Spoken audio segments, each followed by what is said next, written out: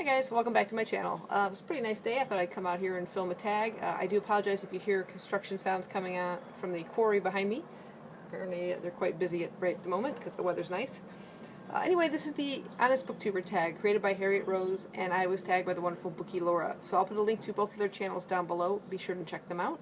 This is a series of 10 questions, so let's get started. Number 1 is, have you ever lied about reading a book? The only thing that readily comes to mind is a partial white lie, and that was during high school when I said I read The Stand by Stephen King, whereas I really read the beginning and the end of The Stand and skipped the middle because it was a 500-plus page book and I had to read for a reading assignment, and I was not going to finish in time, and the middle was boring the heck out of me, so kind of lied about that one. Number 2, have you ever avoided a book because of controversy about the book or author? I don't delve too much into the backgrounds of the authors. It's sometimes a lot of that controversy kind of eludes me, so either I haven't heard about it by the time I've read a book, or probably wasn't planning on reading the book to begin with, like Orson Scott Card. I know there's a whole, I've heard controversy through YouTube about him, but never had any plans to read any of his books anyway, just didn't really feel drawn to them. I'm not really aware of any others off the top of my head. Like again, it's just, news has kind of just eluded me, so yeah, I've not really purposely avoided a book because I heard something about an author. Number 3, have you ever been sent a book for free and not disclosed it? I think I heard someone else mention on their channel too that they're usually quite thrilled when they receive a book for free and can't wait to share that. So I've pretty much been the same way. I don't think I get very few books for free in the mail, but I've always been upfront that I've received it as a gift or been sent to it for review by an author. Number 4, have you ever bought a book with no intention of reading it? No, I may have never gotten around to reading it before I decided I no longer wanted to, but I've never intentionally bought something with no plans to read it. That would just be silly. Although what I've done in the past has been silly too. I think the problem with BookTube and book hauls, you see something, it sounds really interesting, you think, I'll pick it up now in case I forget about it, but then if you don't get to it right away, sometimes that interest dies off. And if you just waited a bit to decide, did you really, really want to, or by the time you're ready, then get it, you'd save yourself a load of money. And you'd still have that interest at the time you're ready to read it. I think that's the problem. That interest is in the past, then it's the book sitting there and you're no longer interested in picking it up. So yeah, I've never intentionally bought a book without planning on reading it. So. Yeah, I'm waffling. I'm sorry. Number 5, have you ever got caught up in BookTube drama? Not personally, drama involving myself. I have followed, unfortunately, some drama involving some fellow booktubers that I did not appreciate seeing happen to them, and I thought it was quite silly and ridiculous and gangland type. It was just horrific to watch them have to go through that. So apart from third party, not personally, I've not had to go through any BookTube drama. Number 6, have you ever had a hate comment, and did you respond? No, the closest I had was someone, they just commented they were surprised that someone my age was reading manga, and I think some other subscriber had commented as to, like, manga's for everybody, and I thought, well, yeah, why? What do you mean by that? Basically, I read books at every age. I read middle grade up to, adult literary fiction and classics.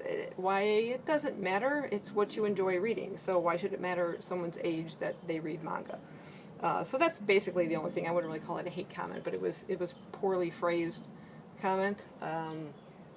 But otherwise, yeah, I've not really had any bad comments on my channel. So number 7, have you ever made a video just because you knew it would get views? Like Bookie Laura said, well, you hope all your videos get views. I wouldn't say I make a certain type of videos because I know those are the ones that are mostly going to get views, and I avoid others. I pretty much film what I want to film. I do enjoy when people interact with my videos, I think I just enjoy making videos that I know that will entertain. I think like the ASMR video or the trigger warning video that I did. I just had fun making them myself. I thought they were funny, particularly the trigger warning one, and I loved the responses I got from it. That meant more to me than the number of views. Just that you guys found it entertaining. So I wouldn't care about the view count. It's just that if people are enjoying watching it, that's what means the most. Number 8, if you could go back to the beginning of your channel, would you do anything differently? The only thing I regret is not having the the newbie book tag, sort of like some kind of introduction to myself. When I first started, I just started with a book haul, and I think I did a book review shortly after that, and sort of like just kind of jumped in the middle. And then, you know, other channels that started coming on afterwards, you see they sort of have a beginning to their channel. An introduction is, this is what my video is, this is who I am as a reader. I kind of missed that at the beginning part of my channel. So that's the only thing I would pretty much do differently. It would be nice to have like a better setup and better editing and ability to use that editing, but I don't. A bit lazy to, I guess, spend the time to really figure out or get a setup that's a little bit more, you know, where I can do more things with it, like insert little, you know, pictures of books as I'm talking and have them right there. I don't have that kind of editing software or knowledge of it. So I wish I had that. I mean, if I could change that about my channel, it's like an intro and just a better quality equipment around me, and knowledge to use the equipment.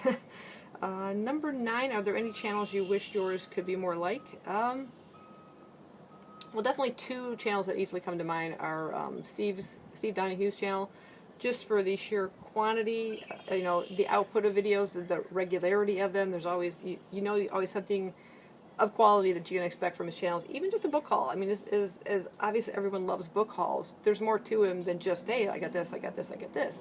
You know, he goes into depth about these books, you know, or about the books he's read by these authors or what he's heard about them. So you already get almost like a mini review kind of thing, or what to expect from these books than just, oh, let's just read the back of it, you know, to a certain extent, but he'll like I said, expand on it and give you more, and just the various other things he does with like the starter kits and things like that. And then also Strip Cover Lit, the sheer, again, quantity. They're doing like a video a day this year.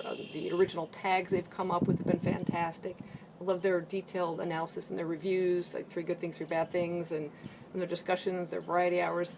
They just have a really good variety of content on both of their channels, so I would like my channels to be something more like that. But also Vivka too, One Book One Review. I really love her discussion videos. She always has something really intriguing that she brings up. The last one, which is one I did a response video for, was in terms of new books, new releases. You know, do they mean more on the channel? Are you more drawn to new releases as opposed to backlist titles? Things like that. So she has a lot of really good discussion videos on her channel that I really enjoy. And finally, number 10, what's something you love about your channel? That it's mine. That I pretty much do what I want on my channel. I don't let really people dictate, you know, you should do this more, this or that. When I talked about that one discussion video with new releases, that was more coming from a point of view myself, and I had thought of just before she'd come up with this video, I was thinking, well, I kind of miss being at the forefront of discussions when books are just coming out. I didn't read a lot of new releases before, like when I was working at Barnes & Noble, but I did read much more than I do now. I do seem to be more in backlist titles, but I still, you know, I still want to pick up those books. I still want to pick up those older titles I've missed out on in the past, but I also want to read some new ones.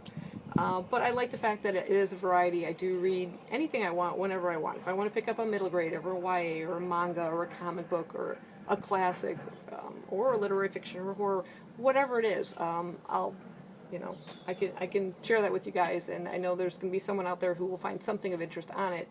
I don't worry the fact that, like I said, that the number of views or the number of subscribers. Sometimes you just gotta be yourself and do what you want to do, and the viewers will find the booktubers they want to follow.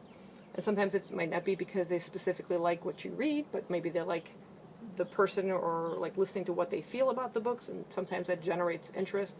But I always like the fact that on my channel I'll do those, you know, discuss those books that I want to discuss, or that I can sometimes just be creative and do something goofy like the trigger warning video, or a vlog, or, you know, pop Skippy in there. She didn't want to come out today. She's being a bit of a homebody. I don't know why. So I brought out the artificial Skippy. But yeah, I just enjoy just taking it easy, just being casual, being myself, and that I don't try to be a different persona on my channel. I think that's the best that any booktuber can be, is just be yourself and do what you want. And the viewers will follow, they won't, you know, but why try to read things that don't interest you just to get views, or put videos out there just to get views? If you don't enjoy what you're reading, or you don't enjoy what you're making, there's no point in doing it. So I just enjoy the fact that my channel is mine. So that is the Honest BookTuber Tag. I hope you guys enjoyed it. Thank you, Bookie Laura, for tagging me, and Harriet Rose for creating it. I'm not sure who I'm going to tag. I'm going to put some names down here because I have to see who hasn't done it yet. But if you are watching this, consider yourself tagged, and let me know if you've done it, and I'll go check it out. Thanks for watching. Bye-bye.